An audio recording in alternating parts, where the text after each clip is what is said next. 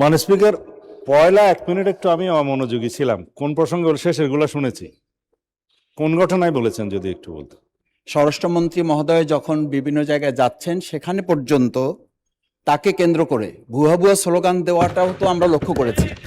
শাহবাগ স্কোয়ারে বক্তৃতা দিয়ে, পার্লামেন্টে বক্তৃতা দিয়ে এক কথা না। মাননীয় স্পিকার, আমি আপনার শেল্টার চাচ্ছি। মাননীয় সদস্য শফিকুল ইসলাম মাসুদ, পটুয়াখালী 2। মাননীয় স্পিকার, আপনাকে ধন্যবাদ।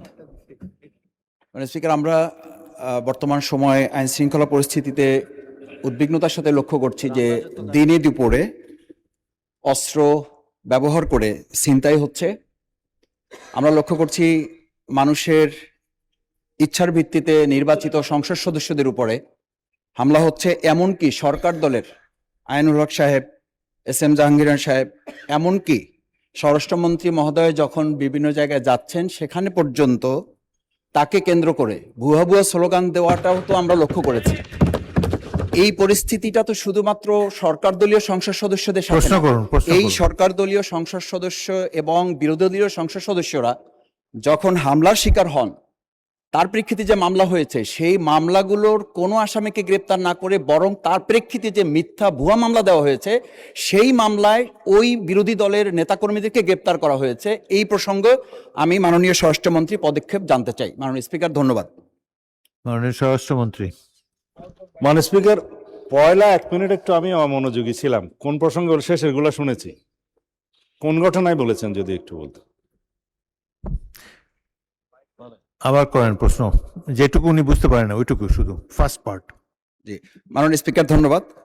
আমি প্রথমে বলেছিলাম যে দিনে দুপুরে প্রকাশ্যে অস্ত্র ব্যবহার করে সাধারণ মানুষের, নাগরিকের কাছ থেকে ছিনতাই হচ্ছে, রাহাজানি হচ্ছে। সেই ব্যাপারে বর্তমান স্বরাষ্ট্রমন্ত্রী কি ভূমিকা নিচ্ছেন এবং পরবর্তীতে সরকার দলীয় এমপি সহ বিরোধী দলীয় এমপিদেরকে যে হামলা শিকার হয়েছে, সেই হামলায় যে মামলা হয়েছে সেই মামলার আসামিদেরকে গ্রেপ্তার না করে বরং উল্টো যে মিথ্যা মামলা হয়েছে তার প্রেক্ষিতে সেই আসামিদেরকে গ্রেপ্তার করে যে আইনের শাসনের টোটাল কবর রচনা করা হচ্ছে, এই ব্যাপারে বর্তমান স্বরাষ্ট্রমন্ত্রী পদক্ষেপ জানতে যাচ্ছে। স্বরাষ্ট্রমন্ত্রী। শাহবাগ স্কোয়ারে বক্তৃতা দিয়ে, পার্লামেন্টে বক্তৃতা দিয়ে এক কথা না। প্রথম কথা হচ্ছে নির্ধারিত আমি কাউকে উদ্দেশ্য করে বলি নাই। আমি কাউকে বললেন আমি তো আপনারা কথা বলার সময় কথা বলি নাই। মাননীয় স্পিকার, আমি আপনার শেল্টার চাচ্ছি। মাননীয় বিরোধী দলীয় সদস্যবৃন্দ, আপনারা অনুগ্রহ করে স্বরাষ্ট্রমন্ত্রীর বক্তব্য শুনবেন।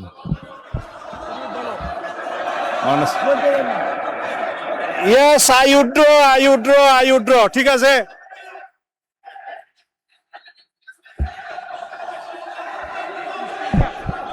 মাননীয় স্পিকার, অনুগ্রহ করে বসুন, স্বরাষ্ট্রমন্ত্রীর বক্তব্য শুনুন। মাননীয় স্পিকার, মাননীয় সদস্যবৃন্দ, অপেক্ষা করুন।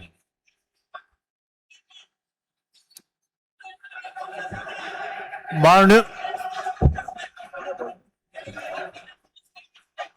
1 মিনিট বসুন। মাননীয় সদস্যবৃন্দ বসুন।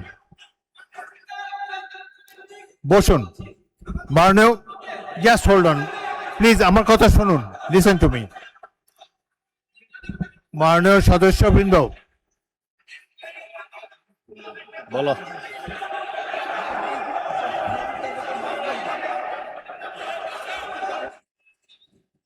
হয়েছে তো, অনেকক্ষণ বলেছেন।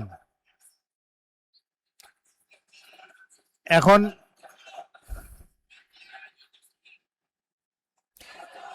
আপনারা অনুগ্রহ করে বসুন, নিজের আসনে বসুন।